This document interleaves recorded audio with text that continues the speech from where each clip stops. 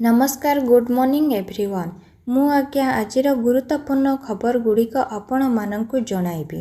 News गुड़िक भल लगिले निश्चय भावरे गोटे लाइक करी चैनल टिकु सब्सक्राइब करिदेबे। तो चलंतु आजिर गुरुत्वपूर्ण खबर गुड़िक उपरे नजर पकाइबा।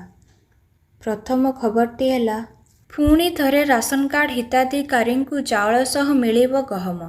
जेतिकी चाउल मिलुछि तार 20% गहम जोगाई दियाजिब। शनिवार राज्य खाद्य जोगाण मंत्री कृष्णचंद्र पात्र ए संपर्क में सूचना देइछन्ति।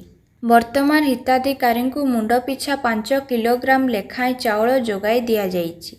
किंतु गहम पाई लोकंक चाहिदा रहिथिबारु ताहाकु दृष्टि रे रखी केंद्र मंत्रींक निकटरे दाबी उपस्थापन करा जाइथिबा मंत्री कहिछन्ति।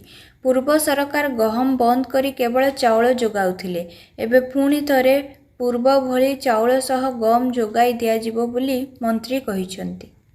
राज्य में 20 तारिख जाए प्रबल वर्षा आशंका। 4 जिला पर येलो वार्निंग जारी। बंगोपसागर रे सृष्ट लघुचाप हेतु राज्य में तुहाकु तुहा वर्षा जारी रही। लघुचाप प्रभाव में आसंता 20 तारिख पर्यंत प्रबल वर्षा हेबार संभावना रही। से नहीं केतेक जिला को सतर्क सूचना जारी करा जाइछि। आज उत्तर ओडिशा रे प्रबलरु अति प्रबल वर्षा हेबार आशंका रही। से नहीं बालेश्वर, भद्रक, मयूरभंज और केन्दुझर जिला पाई ऑरेंज वार्निंग जारी करा जाइछि। सेहीपरि संबलपुर, बरगढ़, सोनपुर, सुंदरगढ़, देवगढ़, झारसुगुड़ा, बौद्ध, बलांगीर और नुआपड़ारे प्रबल वर्षा पाई येलो वार्निंग जारी होइछि। अनुगुल, बरगढ़, बालेश्वर, भद्रक, कटक, ढेंकानाल, देवगढ़, जगतसिंहपुर, झारसुगुड़ा, केन्द्रापड़ा, केउंझर, मयूरभंज, संबलपुर और सुंदरगढ़ जिलार जिलापाल को सतर्क करा जाइछि। तेबे 20 तारिख पर्यंत प्रबल वर्षा हेबाकु थिबारु अनुगुल, बरगढ़, बालेश्वर, भद्रक, कटक, ढेंकानाल, देवगढ़, जगतसिंहपुर, झारसुगुड़ा, केन्द्रापड़ा, केउंझर, मयूरभंज, संबलपुर और सुंदरगढ़ जिला को मिसाई मोट 14 जिलापालଙ୍କୁ सतर्क रहिबाकु निर्देश देइछन्ति एसआरसी। छुट्टी दिन रे सुना ग्राहकंकु झटका। पुणी थरे बढ़िला दर। देश रे सुना एवं रूपार नुआ दर लागू होइछि। विभिन्न सहर रे आज सुना दर वृद्धि पाइथिबा देखिबाकु मिलिछि। आज भारतीय बजार रे 22 कैरेट सुना दर 10 ग्राम प्रति 65,650 टंका होइथिबा बेले 24 कैरेट सुना ग्राम पिछा 71,620 टंका रही। परवर्ती खबरटी है एही घरोई उपाय रे दूर करंतु गैस समस्या। कौन आपण भी गैस एवं एसिडिटी रो समस्या को नहीं चिंतित रहउचंती कि? जदि आपण एही गैस समस्या रो दूरे रहिबाकु चाहुचंती तेबे आपणकु 1 चामच जीरा सह 1 चामच जुआणी को गरम पानी रे मिसाई पीबाकु हेबो, जहा द्वारा आपण गैस, एसिडिटी, पेट फुली जिबा एवं आंबिळा हाकुडीरु छुटकारा पाइबे। परवर्ती खबरटी है वर्षा दिने हाथ गोड़ जंत्रणा हेउथिले आपणांतु एही सबु खाद्य। वर्षा और शीत दिन रे हाथ एवं गोड़े जंत्रणा बढ़ी जाइथाय। कम बयसर लोकंक क्षेत्र रे मध्य एही समस्या देखिबाकु मिलुछि। एहार मुख्य कारण हेउछि विटामिन डी एवं कैल्शियम रो अभाव। एही दुई उपादानर अभावरु गंठी जंत्रणा सांगकु हाथ और गोड़े दरज होइथाय। तेबे केउ खाद्य खाइबा द्वारा एही समस्या को दूर करि पारिबे जानंतु। शरीर को सुस्थ रखिबा पाई क्षीर सर्वोत्तम। क्षीर रे कैल्शियम एवं विटामिन डी प्रचुर परिमाण रे मिलिथाय। कमलारू कैल्शियम एवं विटामिन डी मिलिथाय।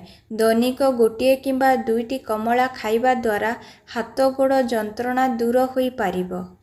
अस्थि जंत्रणार समस्या एवं शरीर को सुस्थ रखिबारे मध्य साहाय्य करिथाय सबुज पत्रयुक्त पनीपरिबा। विशेष करी शाकाहारी व्यक्तिंकर कैल्शियम अभाव देखा दिए। सेमानंक पाई सोयाबीन को सर्वोत्तम भावे विवेचना करा जाए। एथिरु विटामिन डी मध्य भरपूर परिमाण रे मिलिथाय। अंडा हेउछि प्रोटीन रो गंताघर। एहा व्यतीत विटामिन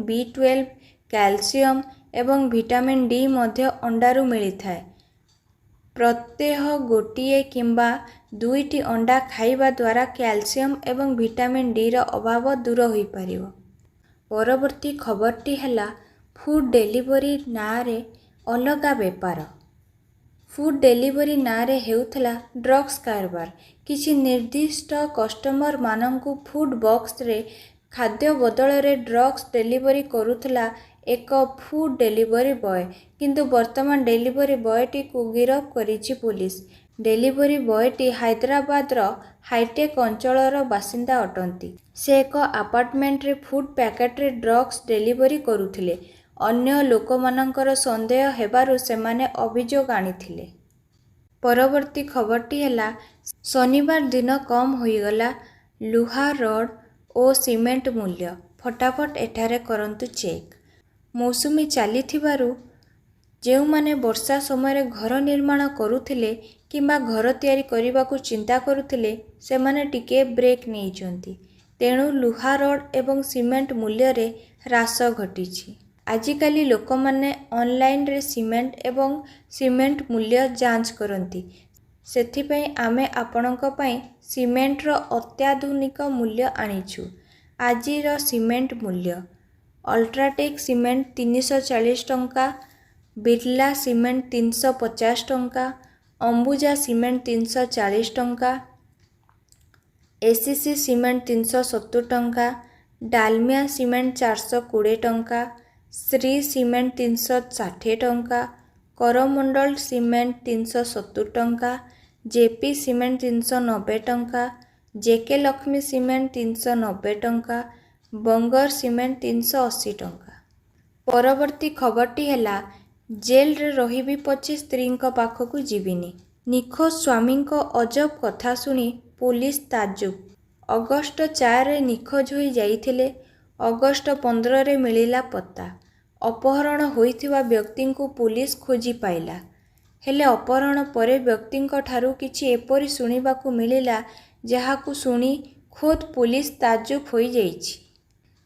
ସୂଚନା ମୁତାବକ ଅଗଷ୍ଟ 4ରେ ଏଟିଏମ୍ରୁ ଟଙ୍କା ଆଣିବାକୁ ଯାଉଥିବା କହି ଯୁବକ ଘରୁ ବାହାରିଥିଲେ। ହେଲେ ସେ ନ ଫେରିବାରୁ ତାଙ୍କ ସ୍ତ୍ରୀ ପୁଲିସରେ ଅଭିଯୋଗ କରିଥିଲେ। ଅଭିଯୋଗ ପରେ ପୁଲିସ ରେଳ ଷ୍ଟେସନ, ବସ୍ଷ୍ଟାଣ୍ଡ ଓ ବିମାନ ବନ୍ଦର ସବୁ ଖୋଜିଥିଲେ ବି ତାଙ୍କ ପତ୍ତା ମିଳିନଥିଲା। ଫୋନ୍ ବି ବନ୍ଦ ଥିବାରୁ ତାଙ୍କ ଠିକଣା ମିଳିପାରିନଥିଲା। ତେବେ ଏ ଭିତରେ ଇଞ୍ଜିନିୟର ନୂଆ ସିମ୍ କିଣି ପୁରୁଣା ଫୋନରେ ପକାଇବାରୁ ସେ ନୋଏଡାରେ ଥିବା ଜାଣିବାକୁ ପାଇଥିଲା ବେଙ୍ଗଲୁରୁ ପୁଲିସ। ହେଲେ ଧରାପଡ଼ିବା ପରେ ସେ ଘରକୁ ଯିବେ ନାହିଁ ବୋଲି କହିଥିଲେ। ଇଞ୍ଜିନିୟରଙ୍କ କହିବା ମୁତାବକ, ମୁଁ ତାଙ୍କ ଦ୍ୱିତୀୟ ସ୍ୱାମୀ। କିଛି ବର୍ଷ ତଳେ ସେ 12 ବର୍ଷୀୟ ପିଲାର ମାଆ ଥିବାବେଳେ ମୁଁ ତାଙ୍କୁ ବିବାହ କରିଥିଲି। ଛାଡ଼ପତ୍ର ପରେ ସେ ମୋତେ ବିବାହ କରିଥିଲେ। ହେଲେ ବିବାହ ପରେ ସେ ମୋତେ ପ୍ରତି କଥାରେ ରାଗିବା ଆରମ୍ଭ କଲେ। ତାଙ୍କୁ ବିବାହ କରି ମୁଁ ମୋର ସ୍ୱାଧୀନତା ହରାଇ ବସିଥିଲି।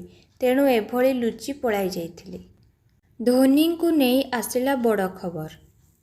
ନିକଟରେ ବିସିସିଆଇ ଆଇପିଏଲ୍ ଦଳ ମାଲିକଙ୍କ ସହ ଏକ ବୈଠକ କରିଥିଲା। ସେହି ବୈଠକରେ ଭାରତୀୟ କ୍ରିକେଟ ଦଳର ପୂର୍ବ ଅଧିନାୟକ ଏମ୍ଏସ୍ ଧୋନିଙ୍କୁ ଜଣେ ଅନକ୍ୟାପ୍ଡ ଖେଳାଳି ଘୋଷଣା କରାଯାଇଥିଲା। ଧୋନି ଜଣେ କ୍ୟାପ୍ଡ ଖେଳାଳି ଥିବାବେଳେ ସିଏସ୍କେରୁ ସିଜନରେ 12 କୋଟି ଟଙ୍କା ବେତନ ପାଉଥିଲେ।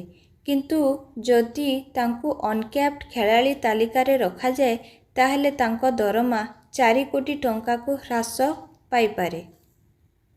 ଯଦି ଜଣେ ଖେଳାଳି ଅବସର ଗ୍ରହଣ କରିବାର 5 ବର୍ଷ କିମ୍ବା ତାଠାରୁ ଅଧିକ ସମୟ ଅତିବାହିତ ହୋଇଛି ତାହେଲେ ସେ ଜଣେ କ୍ୟାପ୍ଡ ପ୍ଲେୟାରରୁ ଜଣେ ଅନକ୍ୟାପ୍ଡ ଖେଳାଳି ତାଲିକାରେ ଗଣାଯିବେ।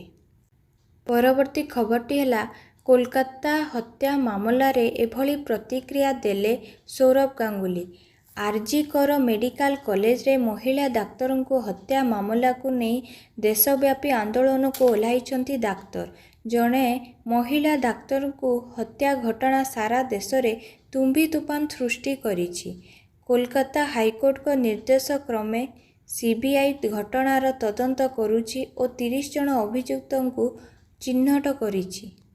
ଏସବୁ ଭିତରେ ଟିମ୍ ଇଣ୍ଡିଆର ପୂର୍ବତନ ଅଧିନାୟକ ସୌରଭ ଗାଙ୍ଗୁଲି ଘଟଣାକୁ ନେଇ ଏମିତି ଏକ ବୟାନ ଦେଇଛନ୍ତି ଯାହାକୁ ନେଇ ଚହଳ ପଡ଼ିଛି। ସେ ଘଟଣାକୁ ନିନ୍ଦା କରିବା ସହ ଦଣ୍ଡ ଯେମିତି ମିଳିବା ଉଚିତ ବୋଲି କହିଛନ୍ତି। ସୌରଭ ଗାଙ୍ଗୁଲି କହିଛନ୍ତି, ଏହି ଘଟଣା ଅତ୍ୟନ୍ତ ଭୟଙ୍କର। ଏବେ ସିବିଆଇ ଓ ପୁଲିସ ଘଟଣାର ତଦନ୍ତ କରୁଛନ୍ତି। ଯାହା ବି ଘଟିଛି ତାହା ଅତ୍ୟନ୍ତ ଲଜ୍ଜାଜନକ। ଘଟଣାର ତଦନ୍ତ କରୁଥିବା ସିବିଆଇ ଦୋଷୀକୁ ପାଇବା ପରେ କଠୋର କାର୍ଯ୍ୟାନୁଷ୍ଠାନ ଗ୍ରହଣ କରିବ ବୋଲି ଆଶା।